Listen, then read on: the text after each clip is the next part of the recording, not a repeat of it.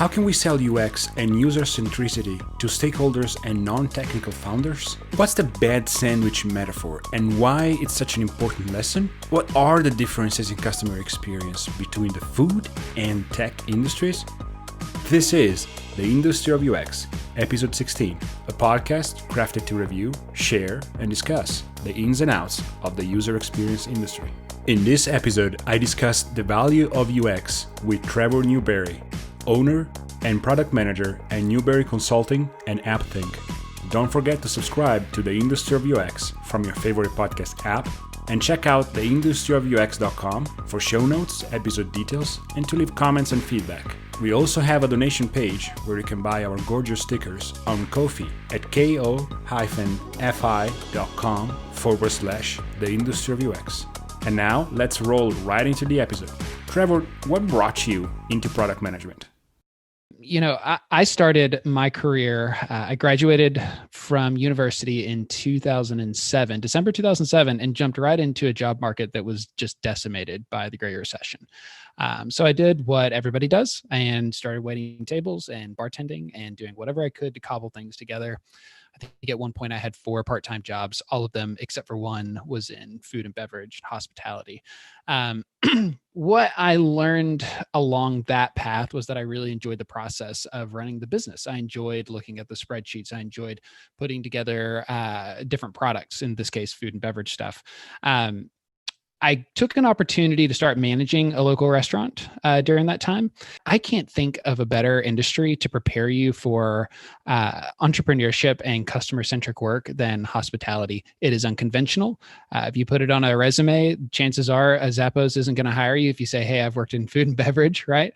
But I honestly believe that whether it's the hours, the stress, the customer interaction, that industry really did prepare me for some really, really hard and customer-centric work. How are customer interactions different in the food industry and in the service industry? Yeah, so the interactions are far more visceral, right? The interactions that you have in the hospitality industry are, the highs are really, really high and the lows are really, really low, and you are put on the spot. There's not a Zendesk, right? You're not processing tickets as they come through. They're right in front of you. So that's very different. But what it teaches you to do is to, both think on your feet, but also to learn to read people, which I think is super, super critical to doing customer-centric work in software, right? You learn to listen for what someone's trying to tell you, not what they're actually telling you. Someone can be, we joke, when someone's mad about their sandwich, they're not always mad about their sandwich. What can you do? How can you dig a little bit deeper? What can you do to really solve the problem for that person in that moment? Because again, you don't have a couple of days of working a ticket through a customer support platform. You have right then and there. And then because the industry is so, the margins are so razor thin and it's so dependent on people coming in and out every day, day in and day out, one person going out into the street and telling their friends what a terrible experience they had at your restaurant or your bar or your coffee shop can really have a profound impact on your day-to-day revenue. So it's not only visceral and it's not only immediate, it's also critical to get that right at that juncture. Yeah. Well, now you brought up a great point with, it's not necessarily about the sandwich. You have to dig deeper to really find the source of the problem. Yeah. Now you brought that up. Now I want a story. I want you to tell me a story where I would love for you to kind of explain how you dug deeper into a sandwich problem and actually found out a deeper problem.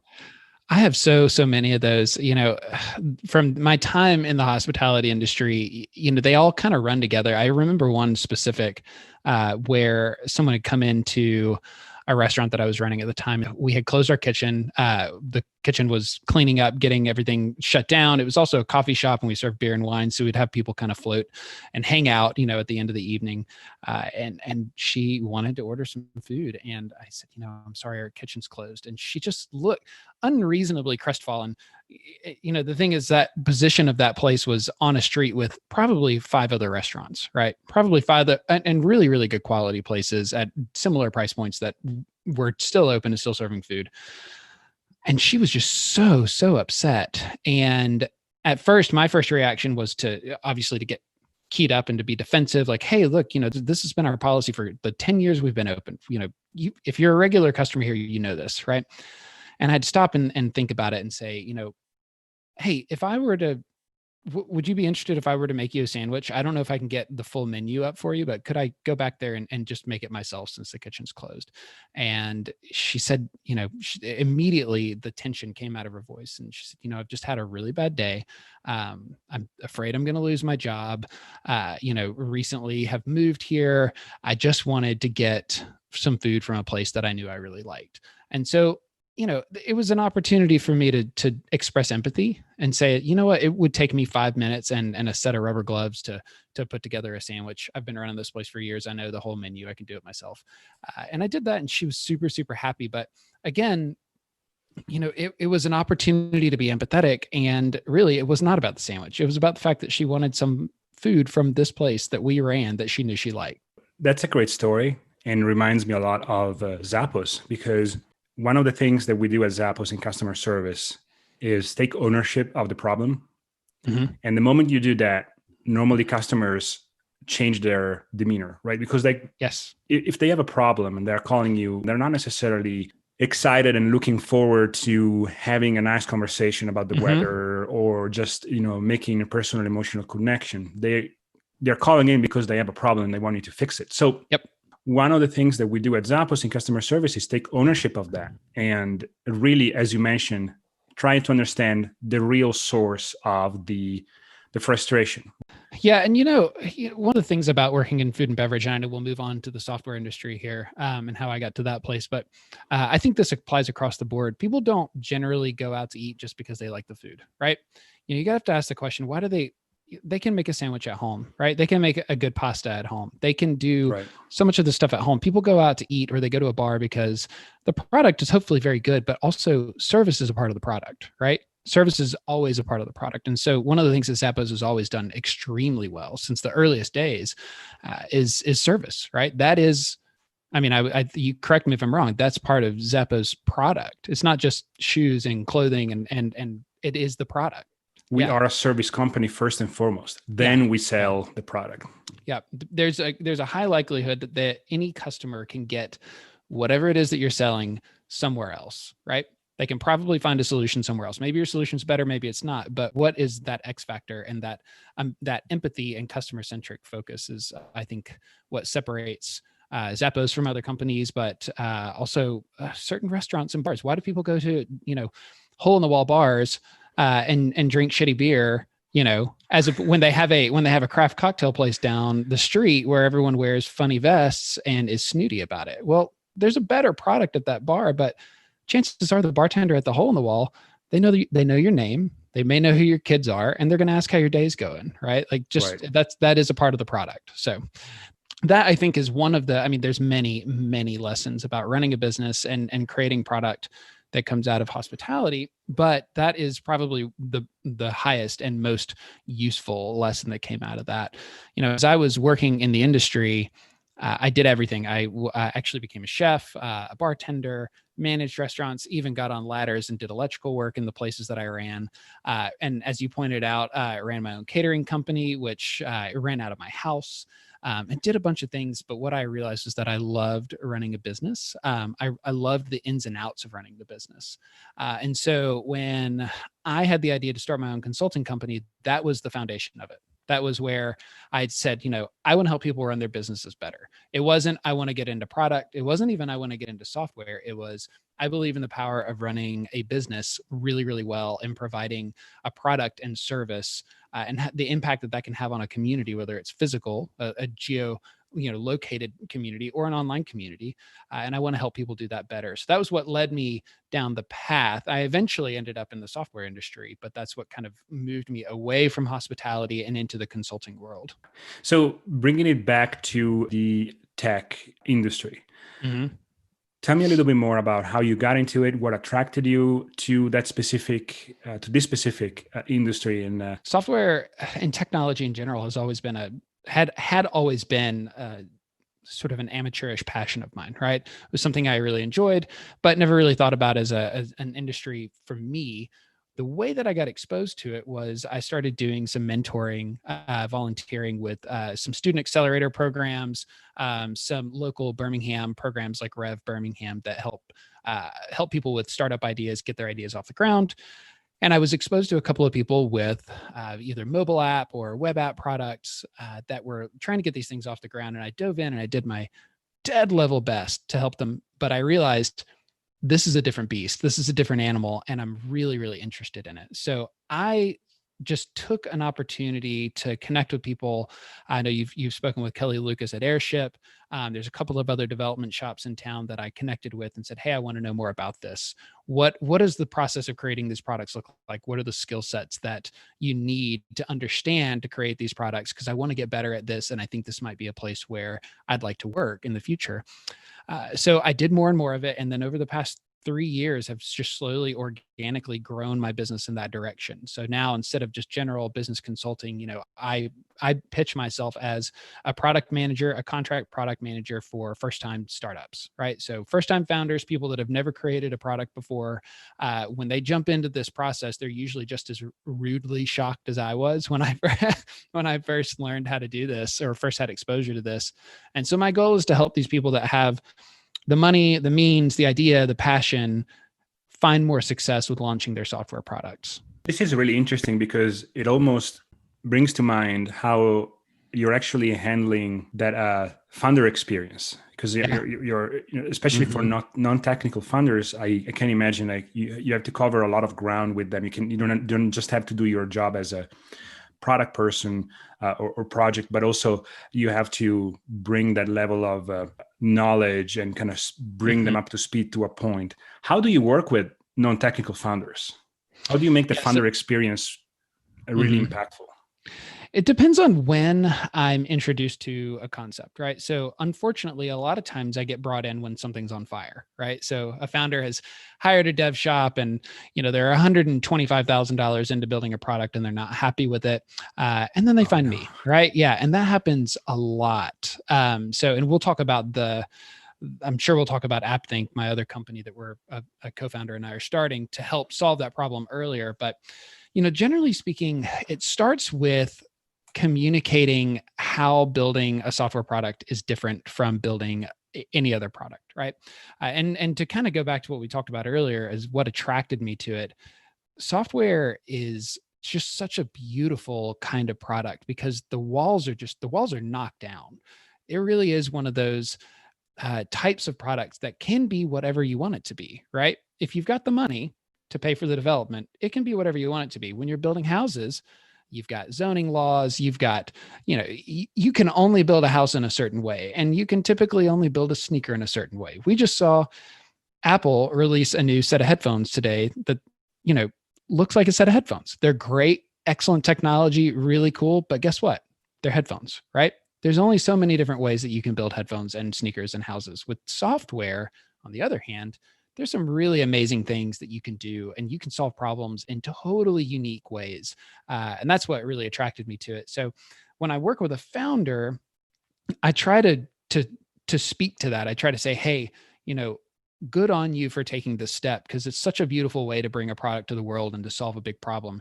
Let me tell you how this is going to be different, or let me try to explain and rationalize why you're running into the problems that you're running into.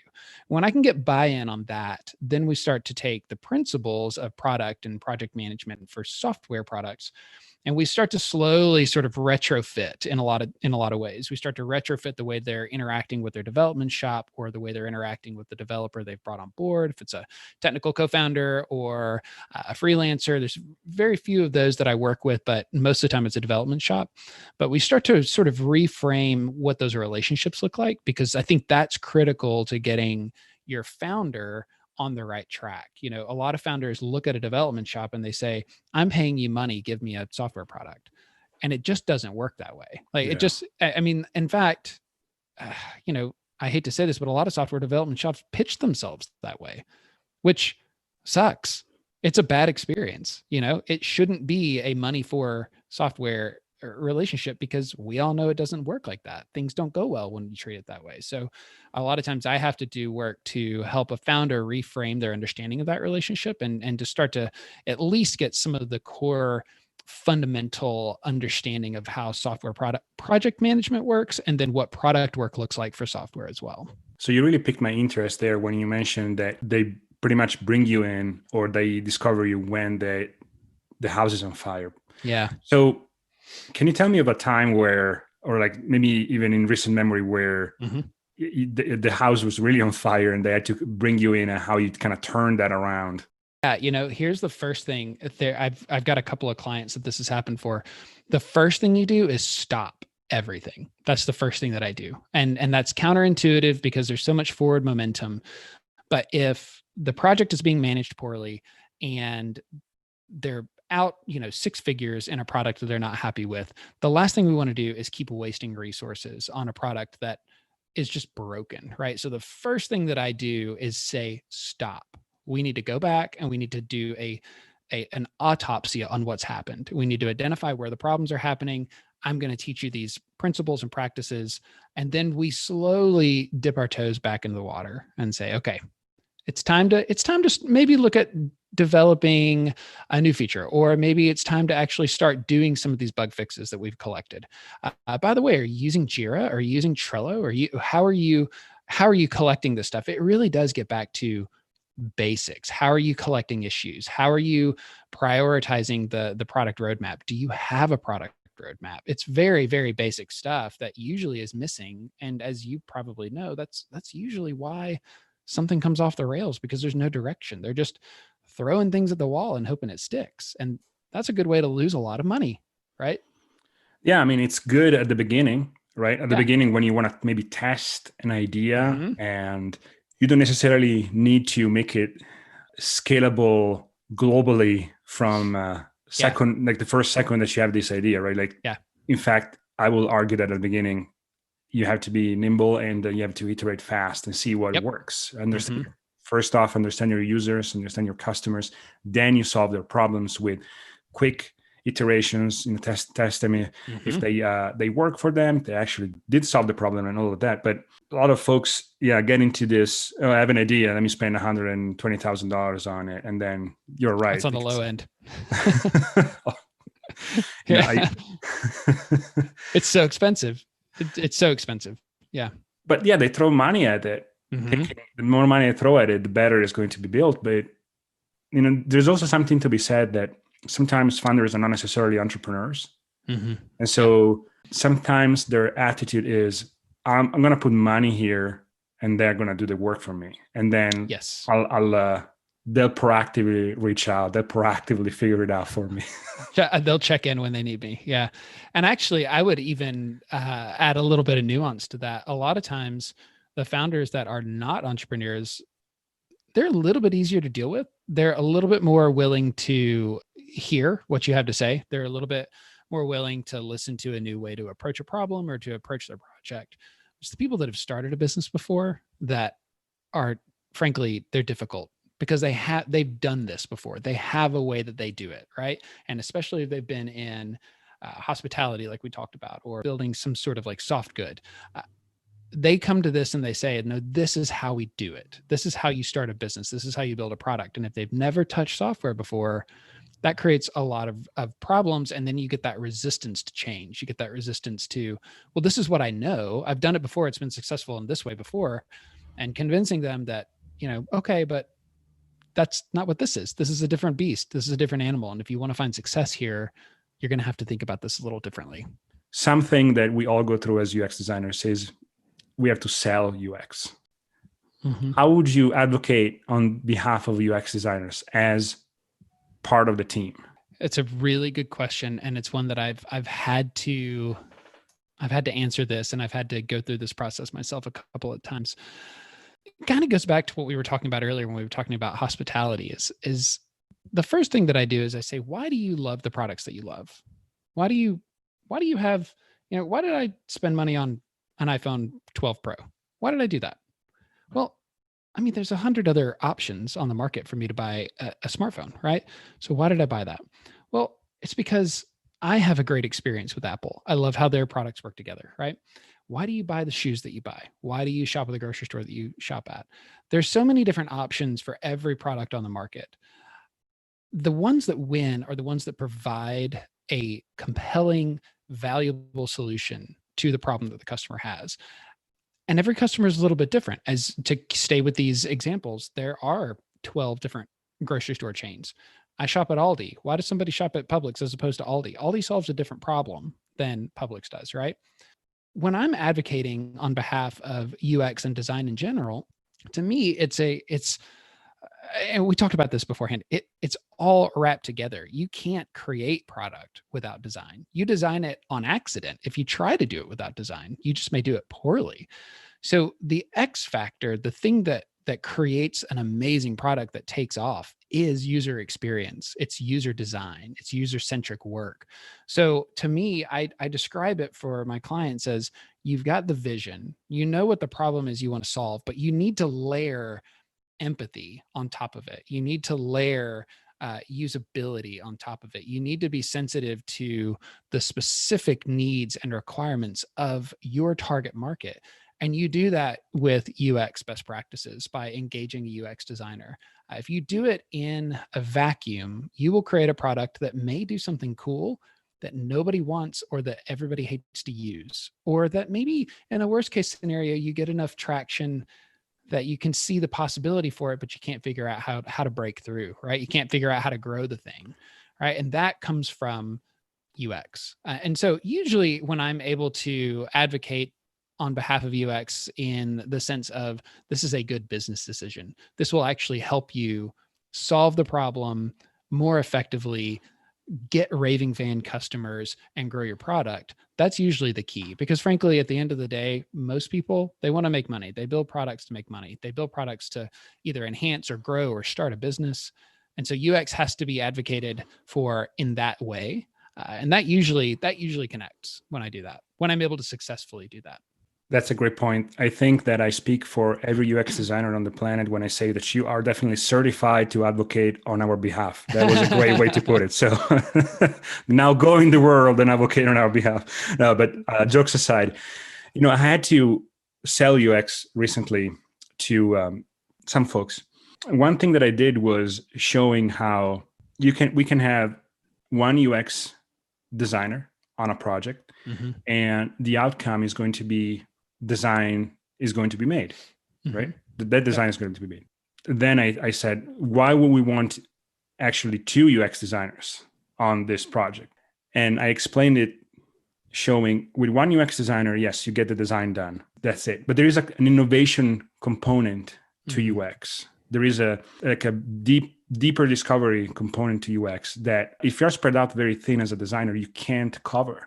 With the time that you're given, you're really trying to understand the customers, but if you don't have enough time and resources, you're going to cut some corners, and then you're going to do the same with design. So yes, you're mm-hmm. going to design, but if you allocate enough for UX to breathe and to have more room, now you're going to really discover innovation, because now you're going to bring in research, UX research, which is very qualitative in nature, and you're really going to find out why the users did not like the sandwich, right? Yep. Going back to your first example. And we're going to really find out that there is a much, much deeper problem that we need to solve. It's not just swapping out ingredients, but there is actually a much deeper issue, and that we couldn't have found with just bootstrapping UX resources. Yeah, 100%. And to that point, one of the things that maybe a controversial statement, coding is important. It builds the product, right? Coding is going to become, if it's not already become, commoditized, right? We're seeing low code, no code products out there that are getting better and better and better. The people that make a product really, really amazing are UX designers. That just full stop. It's about user psychology. It's about usability. I think that the investment in UX needs to be such that it has enough breathing room to do what you just described. You can't just stick one designer on a bunch of products. I mean, I think that's a mistake. I think that cutting UX design budget is a huge mistake. Development shops that don't employ designers are making a huge mistake. I just think that I value developers and coders, and I obviously, like, they're the people laying the bricks, right? You have to have them, but the best ones have an understanding of design and user experience, but in a lot of cases, they'll build what you tell them to build, right? They'll build what you ask them to build. And that doesn't get the job done, right? It gets you a product, but it doesn't get you a user, and it doesn't build you a business. I think design is something that it is and will continue to grow as a component of people's businesses, and their business strategy for their software product. Well, I can only agree with you 100% on that. Yeah, it's always been our battle, right? Making sure that we have a seat at the table, because normally project management gets a seat at the table, product management gets a seat at the table, developers, dev leads, right, get a seat at the table, and UX is just told, what to do after the meeting happens. And sometimes people forget that we are trained to be expert problem solvers. Yeah. It's not just advocating on behalf of the users, it's actually solving their problem. So unless you are designing a product for yourself, if you are even scaling it to 2 people or even a room of 10 people, you need someone that can dig deeper into the problems that you're solving for and innovate on the solution. So bring something to life that didn't exist before, that now it's the good old faster horses versus cars. So it's the same exact thing. For some reason, I think that as UX designers, and this could be the topic for another episode, but sometimes we cave in, especially if you are on an agile team with 30 developers, 2 project managers, 1 product manager, and 1 designer. And it's hard to make your voice heard because there's so much tactical power on that team that depending on the people that are on the team, but on average, there's so much tactical power that your strategic thinking is pushed aside. And now you are designing features and widgets. Yep, exactly. And features and widgets don't cut it. I'm sorry. I mean, people hate to hear that, but they don't cut it. How can people find you, Trevor? Sure. So my consulting practice is, you can find that at newberryconsulting.com, Newberry Consulting on all the social media. But I'm actually have founded a new company with a co-founder called AppThink. And you can find that at appthink.io, AppThink. And we're building a service to help first-time and non-technical founders learn product principles, including UX, including learning the very basics of learning how to conduct a problem interview, learning what prototypes are, how to build those, because we're getting exposure, but we're getting exposure when something's on fire, and we want to try and create something that we can get in front of people when they have an idea, and so that they can avoid hopefully having their house on fire. So newberryconsulting.com or appthink.io. You can find me on LinkedIn, Trevor Newberry. Feel free to connect. I don't keep up my LinkedIn profile very well, but it's there. So feel free to connect. I'm usually doing work, but any of those places. And then of course, you're free to email me, trevor@appthink.io anytime. And that's the end of my chat with Trevor Newberry. Thank you so much for listening. Don't forget to subscribe to The Industry of UX from your favorite podcast app, and check out theindustryofux.com for show notes, episode details, and to leave comments and feedback. Also, we have a donation page where you can buy our new gorgeous stickers on Ko-fi at ko-fi.com/The Industry of UX. Thank you so much for listening, and Merry Christmas to you.